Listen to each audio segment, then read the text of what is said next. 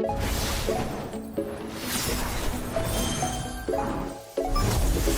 guys, SirVern back here. Hey guys, SirVern back here.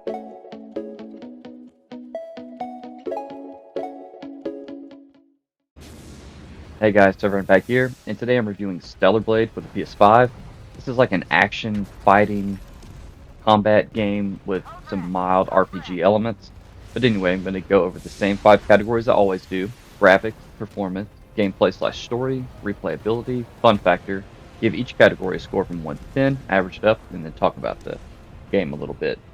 So, Stellar Blade, we'll start with the graphics. As you can see in one of these opening cutscenes, they're beautiful. I'm gonna show some footage from the beginning to like midway through. Nothing spoilery or anything like that. I won't talk about spoilers. And you'll see some screenshots. But anyway, it's beautiful. It really is. I'm not sure how big the team was that worked on this, but it's really, really great. There's 3 different settings you can play, like graphics, fidelity, balanced, and then like performance mode. I played in balanced, and it looked great, ran very well, but I was really impressed. Everything looks good.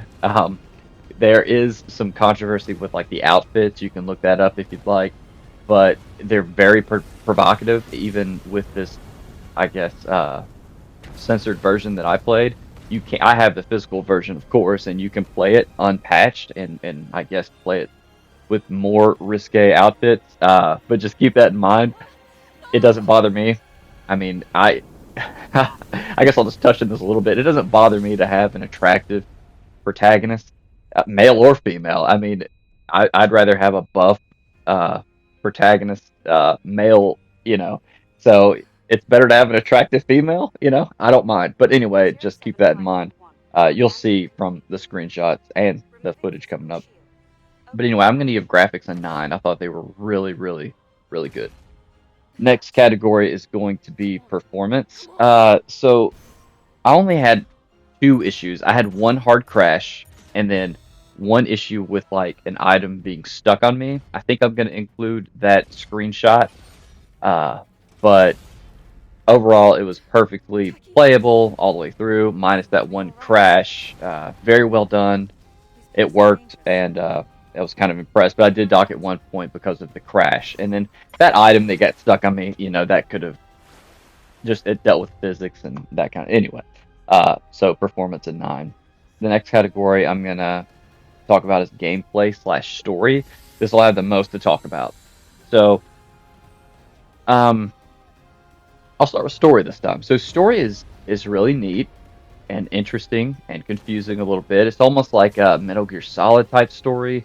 There's a lot of lore behind this. It has a lot of things you can read about all the different characters. The worlds are, the world is neat. I like the world building, how they built this little world. It's fun to explore the cities and outside the cities, run around, do quests. It's really neat. I like the world building they did. So the story goes hand in hand with that, and it's super deep and interesting and surprising in some aspects. So I really liked the story. It wasn't perfect. Like I said, it was a little confusing at times, but I did not read every single thing you pick up. There's a lot of things to pick up and read, and if you really want to do that, you can go deep into this game. You can read about every enemy and every character. It's really neat. So I like the story. The gameplay is a mixed bag for me. So it's very fun and it's very deep. I do not like I do not like fighting games that much. Like Mortal Kombat's the only one I kind of dabble in, but I'm just terrible at them. I like Sifu. This has a lot of combos and stuff to learn. A lot. I mean, it has a deep skill tree where you learn new skills. So it's deeper than I thought it would be. I really didn't know much about this game. I didn't play the demo. I didn't really know much about it, although there was a lot of hype for this game in my little circle. So I thought it was good, but it was challenging. Like, it's so deep, and you learn all these different moves, and that's kind of not my kind of game. This is not my kind of game, really. It was fun, but it was very difficult for me. I got all the way through. I got like 85%, 87. I think it said 87% done with the game before I had to switch it to story mode. I hate that. So basically, easy mode. Good lord, man! I got to the second to last boss, and I did this boss like I don't know. I spent like an hour or two on him, and then like I ran out of my consumables.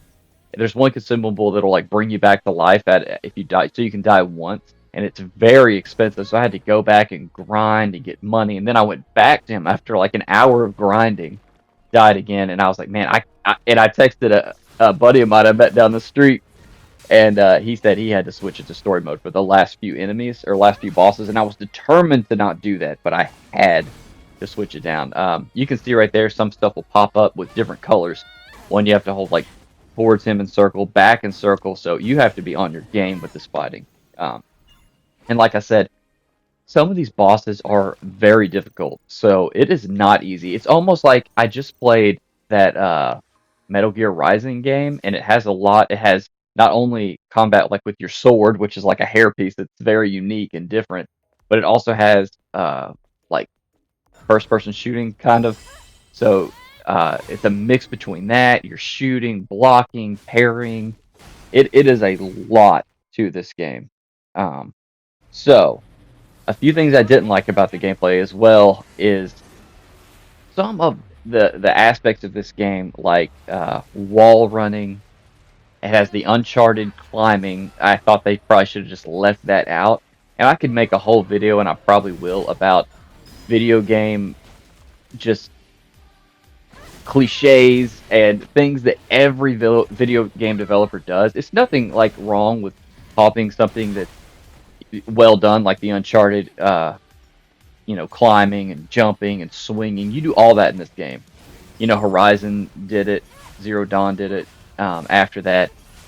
But this, I don't know. It had a lot of different mechanics built in, and that one in particular kind of got on my nerves. Where you had to, it was so blatantly obvious. Sometimes it would be like a yellow stripe, like there's a yellow, just like in most games it'll be marked with like a yellow paint to know you can climb on this. Well, it's like everywhere, and sometimes it like babies you. It's like, here, hold your hand here. It's like follow the yellow brick road sometimes, and that kind of got on my nerves a little bit. I didn't like how when you're running, every single enemy you kill or most will drop something, and you have to hold the right trigger while running over them. You can't just run over the item to pick it up. That's annoying. I didn't like that. So there's things about the gameplay I didn't love, but it was a fun and challenging experience. I thought it was just the right. Well, I was about to say just the right amount of challenge until like 80 something percent, and then it got too tough for me because I'm terrible at these games. Some of these bosses are tough. It's like a Souls game. You gotta like memorize their move set, and these guys do some damage, and you really have to. And it's pretty deep, the customization, like different armor pieces, different buffs for your armor. This is a deeper game than meets the eye, so keep that in mind for you hardcore guys, because after I beat this game, a hard mode unlocked. Good lord, not for me. New Game Plus unlocked, probably also not for me. This is not a game I'm going to platinum. I didn't. Well, I'll talk about that in the next section. So, there was parts of the gameplay I did like. I mean, the fighting mechanic is fun. Like, I saw a lot of that on Twitter. People really like the battle mechanics, and they are fun to a degree, but I don't know, I'm just not good at these games, so I just get my butt whooped. But it is fun to just whoop some of the basic enemies. But man, when you get to these crazy bosses, it can be frustrating at times. Anyway, so gameplay / story 7.5. Respectable, difficult, but not perfect. Next category is going to be replayability. This I'm going to give a higher score than I'd normally do for a lot of games because of all that stuff. It has it's a long game too. It took me 25 hours, maybe even 26 to beat this game, because it said 25 before I played the last boss, but so about 26 hours, and I did 25% of the side missions. So the guy down the street I'm talking to is over 60 hours in, and he's going for the platinum, so it may be a 70-hour game to platinum, because you got to play it all the way through at least twice, maybe 3 times. So it is respectable. I do not like the trophies in this game, they're not perfect because a lot of them are collectibles, like collect all the armor, collect. So it's a lot of searching the environments, which they're very well made environments. I really like the way they look and they're designed well. Some of the puzzles in the game are pretty cool. Items are hidden in very unique places, but that's also a bad thing for like trophy hunters because you almost either you have to be obsessed with this game and know every square inch, or you have to look it up. And I do not like looking up stuff. This is not something I'm going to platinum, but I did enjoy playing it. And you, like I said, there's a ton of replayability because there's collectibles, there's all these side missions, there's you can pretty much talk to everybody, you can read everything. So and like hard mode unlocked. I mean, I can't even imagine trying to play this under hard mode because normal is too hard for me. So replayability, I'll give a 7.5, which is really good for me. Last category is fun factor. I had a good time with this game. It may have overstayed its welcome a bit for me because it got too challenging maybe, and the collectibles. Because at a certain point I had to like start looking for stuff to improve my character because I was just getting my butt whooped. But it's a solid game, very well made, fun. The combat is fun, especially once you learn a few moves that are kind of essential to learn. You can customize your character with all these crazy outfits. I'm going to give fun factor a 7, respectable. So some of the notes I wrote, we'll just average it up real quick. Graphics 9, performance 9, gameplay/story 7.5, replayability 7.5, fun factor 7. That averages out to an 8 out of 10, which is a very good game. It is fun. It is. I'm glad I played it. I'm glad it exists. Um, Maybe not for me so much. It wouldn't be at the top of many lists like best games I played all year, but it's a fun game. And some of the notes I wrote: annoying pickup mechanic. I mentioned that. The climbing and wall running. I mean, some of that stuff felt just like shoved in there just to add another mechanic in the game. Those are just old news. They've been used too many times. Some of the puzzles might be a little generic, but there are a few different types which they get harder, which is kind of cool. I didn't like the hint button popping up all the time. Like, I didn't have a problem figuring out where to go. I had a problem beating some of the enemies because, yeah, I guess I'm a scrub at this game. But a lot of times in the top right of the screen, it'll always say hint. You hit left on the D-pad, hint, hint. Come on, and then the yellow stripes, follow the yellow brick road is kind of, you know.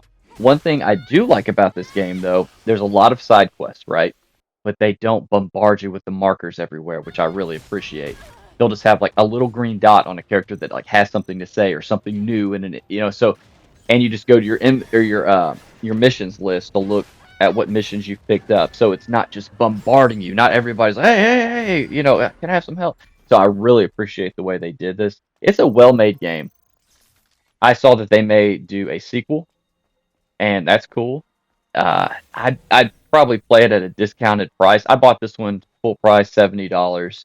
I don't regret it. I had a good time. I put a lot of time into this game, but the sequel I may have to think about. Maybe I'll wait till it drops to 40. But I do recommend this game, especially if you like challenging games, because this is not an easy game. But really, that's all I got to say about. Oh, let me say this: some of the like environments I may have mentioned this, are incredible. Like I like I like the music. I like the tone of the game.